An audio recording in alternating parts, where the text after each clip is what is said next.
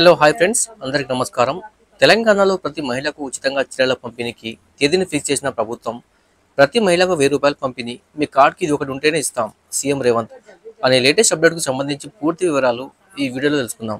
ఇక వివరాలకు వెళ్దాం ఫ్రెండ్స్. తెలంగాణ మహిళలకు దసరా కానుకగా చీరల పంపిణీకి తేదీ ఖరారు.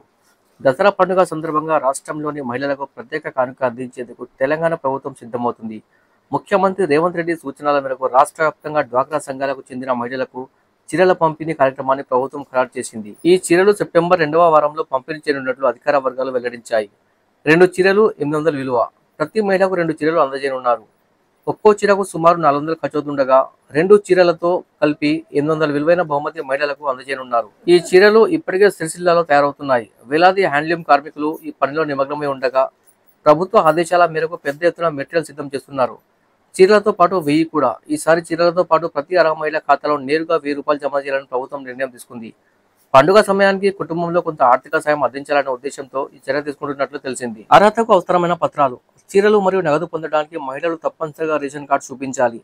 అలాగే డ్వాక్రా సంఘ సభ్యులు తమ పొదుపు పుస్తకం చూపించడం అవసరం. వీటి ఆధారంగా ప్రతి అర్హురాలికి ప్రభుత్వం కానుకలు అందజేయనుంది. పండుగ వాతావరణంలో మహిళలకు సంతోషం. ప్రతి ఏడాది దసరా పండుగకు చీరల పంపిణీ చేస్తూ వస్తున్న ఈసారి అదనంగా ₹1000 అందించాలనే నిర్ణయం మహిళల్లో మరింత ఆనందం నింపనుంది.